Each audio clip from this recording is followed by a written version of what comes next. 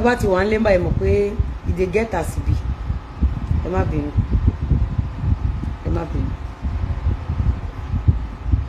nẹ́tíwọ̀kì yẹn bóyá nẹ́tíwọ̀kì ni o bóyá ń flag wa ni o honestly me you understand but regardless of nǹkan tó bá ṣe ìyẹn ò ní pé ká má sọ̀rọ̀ tí mò ń sọ lọ fún yín lẹ́ẹ̀kan kó tó di pé bóyá network àbọ̀n flag mi òun lélẹ̀ nǹkan tí mò ń sọ náà ni pé àwọn kan wò ó pé kí ló ṣẹlẹ̀ Lizzy Anjorin tí ó kì í sọ̀rọ̀ tẹ́lẹ̀tẹ́lẹ̀ tó máa ń jó tó wá jókòó tó bẹ̀rẹ̀ sí ní fún àwọn èèyàn lésì padà.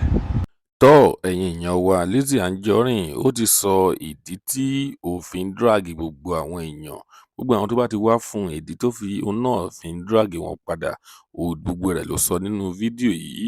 Ẹ fi ara balẹ̀ kí ẹ wo fídíò yìí láti bẹ̀rẹ̀ títí dé ìparí kí ẹ lè mọ ìdí tí arábìnrin yìí tí ó fi ń ṣe bó ṣe ń ṣe yìí. A ó máa play fídíò náà fún yín nísìnyìí ó ti yá.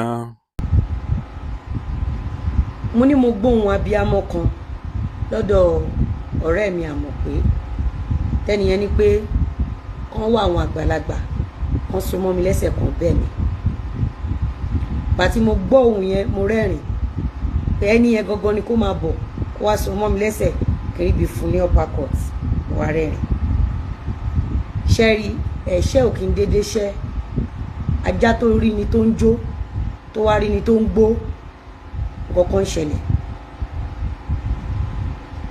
I will repeat this statement. You all know me. I only market my business. I only dance to market my business. I don't even talk to market my business. And for very long time in history, you hardly see me in party or parties. You hardly see me in midst of group of friends. I mind my business. Ṣẹ̀rí èèyàn tẹ́ máa lọ bẹ̀ tẹ́ bá mọ̀ wípé ẹ fẹ́ kí nǹkan tó ń rùn kó tán nílẹ̀ èèyàn tẹ́ máa lọ bẹ̀ òun ni Àdótòṣì. Nǹkan tẹ́ dẹ̀ máa bi Àdótòṣì ni wípé anything that has to do with Lizzy Anjorin go stay away. You cannot eat your cake and have it. Àdótòṣì amẹ̀bọ Gistlover tó máa mọ sàárì àwọn ọmọ ẹ̀. She has done her worst. She has done something tí kò yẹ kéèyàn ṣe fún ẹranko. Ká má bá ti sọ wípé ènìyàn. She has done it to so many people. Some are in the grave today. Some are in prison. Some are nobody today. And you all watch Àdótòṣì destroying people. Ẹ wo kéèsì èmi àti Fọlá. Àti voice ti Fọláṣadé Sàríyù tó máa mọ sàrí àwọn ọmọ ẹ̀ àti voice tó fi ọwọ́ rẹ̀ gbé jáde àti gbogbo ẹ̀rí tẹ́ ẹ ti gbọ́ ẹ fún mi níbi tẹ́ ẹ ti rí èmi Lizzy Anjorin èmi tí mo ti gba ọkọ lọ́wọ́ Fọlá èjì tí mo ti ní Fọlá lára ẹlẹ́ẹ̀kẹta tí mo ti ní nǹkan kan ṣe pẹ̀lú Fọlá ẹ fún mi ní ẹ̀rí kan. He who wants equity must come with clean hand. Ṣẹ̀rí wọ́n report àwọn èèyàn mi mọ̀ wípé èèyàn mi lẹ́ni yìí o. Ẹni tí mo block ń báyìí náà kọ́ madam òkè ilé mi. He who wants equity must come with clean hand. Àdótòṣì ó ti ṣe àwọn orí burúkú kan sẹ́yìn tí n bá ní kí n máa sọ ilẹ̀ akún ilẹ̀ àṣà. Ṣùgbọ́n ẹ jẹ́ kí n sọ lára àwọn aburú tó ti ṣe. Bẹ́ẹ̀ ṣe ń wò mí yìí olókun mọ̀ struggle lọ́tà mi mò ń fà mo fi ń rẹni kò sẹ́ni tó dá mi lókòwò kò sẹ́ni tó ṣàánú fún mi Ọlọ́run nìkan ló fi àánú wá mi rí mò ń fà nílé ayé mi Ọlọ́run dẹ̀ ní kó máa tó ní gbogbo ìgbà tí ọ̀tá mi bá ti kójọ Àdótòṣì á wá àdánù tí ọ̀tá mi bá ti kójọ Àdótòṣì á wá àdánù ṣé nǹkan tí ojú mi rí tí n bá ní kí n máa kà á ọ̀pọ̀lọpọ̀ yín ẹ ti gbàgbé ṣùgbọ́n mi ò gbàgbé èmi àti ọkọ mi jókòó recently mo bẹ̀rẹ̀ sí ní kà fún ọkọ mi nígbà tí a dé level kan ọkọ mi ní tí ọ̀run bá ń jẹ́ ọ̀run tí ayé bá ń jẹ́ ayé gbogbo àwọn aninilára ẹ̀ ni wọ́n máa fọjọ́ ọlọ́jọ́ lọ àdàbí tó bá rí tiwọn ó sóòdé level kan débi wípé ó dé level kan débi wípé táwọn èèyàn bá rajà lọ́wọ́ mi wọ́n á sọ pé ọjà yẹn sọnù wọ́n láwọn fẹ́ gbé mi lọ sí íńtánẹ́ẹ̀tì màá wá lọ wá owó lápò ara mi màá lọ máa fi ra ọjà fún wọn ẹ gbọ́ mi àwọn customers wọ́n á kúrò wọ́n ní ọjà ti sọnù ọjà ò sọnù o àwọn àdótòṣì ló ra ọjà o ẹ jẹ́ kí n fún yín ní àwọn instances kankan ẹ jẹ́ ká sọ̀rọ̀ ṣẹ́rí ẹ jẹ́ kí n lọ sínú kéèsì Fọlá Street ẹ jẹ́ kí n kọbẹ̀ láti Ìkọ̀tà mo ṣí ṣọ́ọ̀bù mi jẹ́jẹ́ ní 2016-2017 ó wá di wípé wọ́n lọ máa dóde mi lẹ́nu ẹnu ọ̀nà Ìkọ̀tà ẹ ti gbàgbé ìgbà tán lọ dóde mi lẹ́nu ọ̀nà Ìkọ̀tà ẹ ti gbàgbé nígbà tí wọ́n fún mi 2019 mi ti bẹ̀rẹ̀ o ọjọ́ tí n bá ráyè bóyá ọ̀la àbọ̀túnla màá wá kà fún yín màá kà á láti ibi tán ti ní fíìmù sọnù mo dákẹ́ wọ́n ní Lizzy Anjorin show sọnù mo dákẹ́ mo ya fíìmù 8 wọ́n ní mo lu èèyàn kan wọn ò gbà lọ́wọ́ mi mo dákẹ́ mo ṣí ṣọ́ọ̀bù sábúlé Ẹ̀gbá wọ́n ní Paraga joint ni ẹ lọ sórí Google kẹ lọ wo aninilára yìí wọ́n ní Paraga joint ni mo dákẹ́ mo ṣí ṣọ́ọ̀bù sọ́gbà àṣẹ ọmọ tí mo gbà sí ṣọ́ọ̀bù àṣẹlé wọn ló ń sùn wọ́n dẹ̀ kó ṣọ́ọ̀bù mi lẹ́ẹ̀mẹ́ta mo dákẹ́ gbogbo ìgbà tí mo ń dákẹ́ yẹn ṣe mo yẹ ìgbà tí mo ṣubú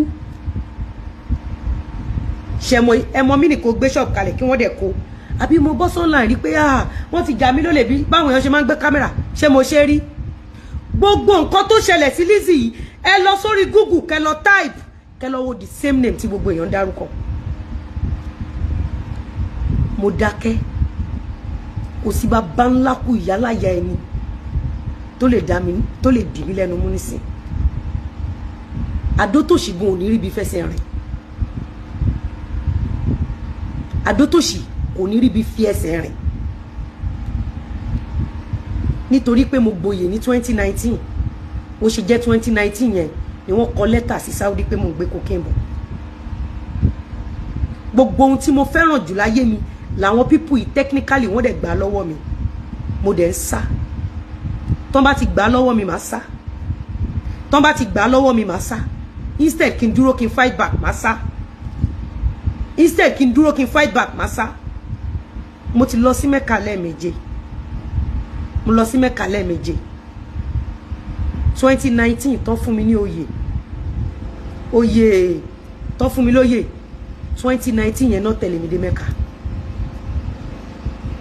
2019 yẹn ni wọ́n dẹ̀ fi hàn mí báyìí pé àwọn làwọn ṣe mí o dẹ̀ gbọ́dọ̀ wá Mẹ́kà mọ́ wọ́n jẹ́ kó yé mi pé Mẹ́kà yìí o gbọ́dọ̀ wá bẹ́ẹ̀ mọ́ o gbọ́dọ̀ dé bẹ́ẹ̀ mọ́ tí wọ́n bá tírè mi dé Mẹ́kà tí bá ṣì ń lọ Mẹ́kà yẹn bóyá ara ò bá máa tì mí àti ṣe àwọn nǹkan kan online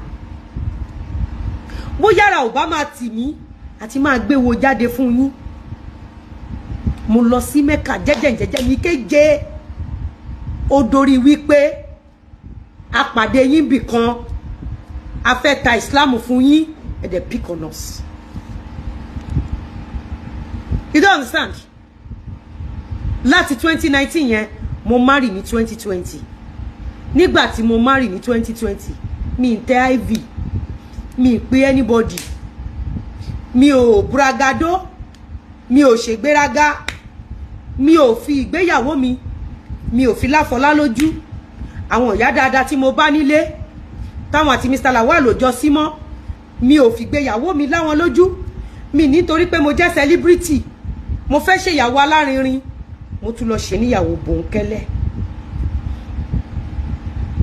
mo lọ ṣe ìyàwó yẹn ní bòńkẹ́lẹ́ to give honor to àwọn obìnrin tí mo mọ̀ mọ́ Mr. Lawal tí wọ́n ń pè mí ní ìyàwó kékeré àwọn, tí wọ́n rí mi bí ìyàwó kẹta, wọ́n wà wọn sí mọ́. Mo fún àwọn ìyá yẹn ní ọ̀nà yẹn. Mi ò ṣe ìyàwó mi láláriwo, mi ò gbé sórí íńtánẹ́ẹ̀tì, mi ò ṣe anything. Mo lọ ṣe ìyàwó yẹn ní bòńkẹ́lẹ́ lábẹ́. Adótòṣì tún tẹ̀lé mi débẹ̀. Ó láyàs pẹ̀lú èèyàn kan, àwọn fúnra wọn náà lọ mú fọ́tò ìgbéyàwó mi tí wọ́n post ẹ̀ online. Tó bá jẹ́ pé gbà tí mo fẹ́ ṣègbéyàwó kí máa ní ẹ wò mí, count down 10 days to go, 20 days to go, ẹ lè sọ wípé mò ń fi ọlá tí mo ní àbí nǹkan tí mo jẹ́, ẹ lè ní mo fi rọ́ọ̀bù àwọn kan lójú. Kódà gbogbo rọ́tẹ̀ bá pamọ́ mi nípa Fọlá ẹ lè jẹ lọ. Bọ̀bọ́ ló ń ṣe pọ́n mi létó, bọ́ ló ń ṣe gbé mi lọ́wọ́ sókè tó, bọ́ ló ń ṣe ṣe dẹ́. Ṣé kírípù lẹni tí mo fẹ́ ni? Ṣáràrà lẹni tí mo fẹ́ ni? Ọkùnrin gidi ni mo fẹ́, ẹni tí ò yẹ kí n tọ́jú ni, ẹni tí ò yẹ kí n tọ́jú pamọ́. Bó ń torí ọ̀nà pé àwọn ọ̀yá yìí wọn ò sí ń bẹ̀ mọ́, wọ́n ti rì má rì, wọn ò sí mọ́ pẹ̀lú aláàjì. Aláàjì ti wà ní Kòròdú.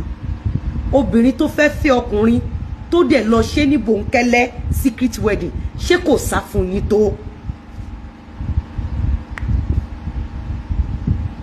Ṣé obìnrin tó ní ọlá, tó ní owó, tó ní ipò, tó dẹ̀ ti wà pẹ̀lú ọkùnrin yẹn for the past 20 years, tó wá ní pé ọkọ mi o, jẹ́ ká ṣe ìyàwó yìí ní bòńkẹ́lẹ́ kó má dà pa oppress anybody, ṣé kò sá fún yín tó kí lẹ fẹ́?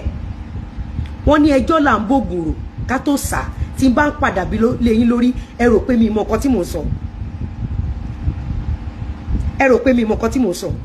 Tí n bá ń sọ pé àti Fọláṣadé Sàríù ọmọ Kíkẹ́ lọmọ ọmọ Lálùdé àti gbogbo àwọn tó ń gbèjà àtàwọn tí òun náà ń gbèjà, wọ́n máa mọ Sàríù ọmọ wọn. Ṣé ẹ rò pé mi mọ nǹkan tí mò ń sọ ni? Mo tí mò ń sọ. Èmi tí mo ti ń lọ sí Mẹ́kà, àwọn pípù yìí lé mi. Ta ni nínú yín tó máa rí fídíò tí Adótòṣì Amẹ̀bọ release fúnra ẹ̀ ní last year níbi tó ti ń fi kámẹ́rà tẹ omi kiri ní Mẹ́kà? Ta lẹni tó máa ríru fídíò yẹn tó máa tún lọ Mẹ́kà mọ́? Mo ní ta lẹni tó máa ríru fídíò yẹn tó máa ṣe fún ẹ tí wàá tún dé Mẹ́kà yẹn mọ́? Mo ní ṣọ́ọ̀bù sọ́gbà ìwọ Gistlover ẹ̀mẹ́ta ló láyàs pẹ̀lú àwọn ọmọ tó wà lọ́dọ̀ mi tó ń kó mi. Mo tún wá sí Kọ̀tà, mo rọra ń jó, mo ní working customer mi, ẹ bẹ̀ sí ní lépa ẹ̀mí mi, mo bẹ̀ sí ní ti ṣọ́ọ̀bù, mo bẹ̀ sí ní fi kọ́kọ́rọ́ ti ṣọ́ọ̀bù lẹ́yìn. Customer mi á fẹ́ patronize mi, á fẹ́ bá mi rà, but nítorí insecurity màá máa sá mi nílé attend. Ẹ wá ń sọ fún mi ní 2025 mo gbé ohun Fọládé kẹ́ lè bá mọ iṣẹ́ tí Adótòṣì ti ṣe.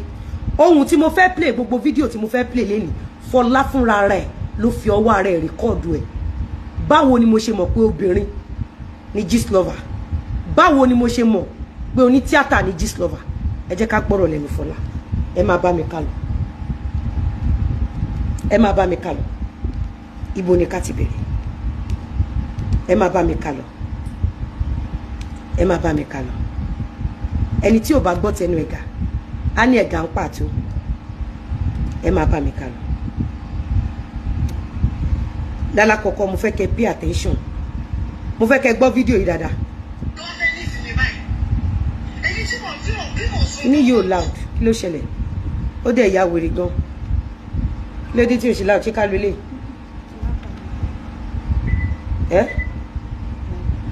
Ṣé kí n lólè? Ok, má wọ̀rẹ̀. Ń jẹ́ ilé ìkùn.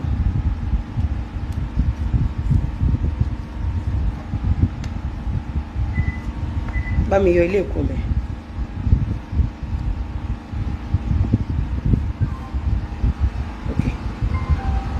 Ẹ jẹ́ ká jọ gbọ́ nǹkan tí Fọlá sọ níbí. Ẹ jẹ́ ká jọ gbọ́ nǹkan tí Fọlá sọ níbí.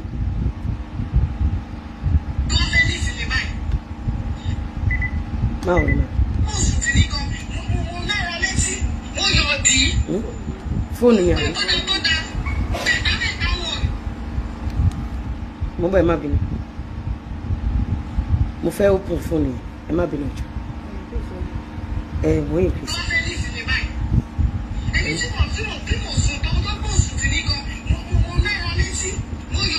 connect him. Connect him,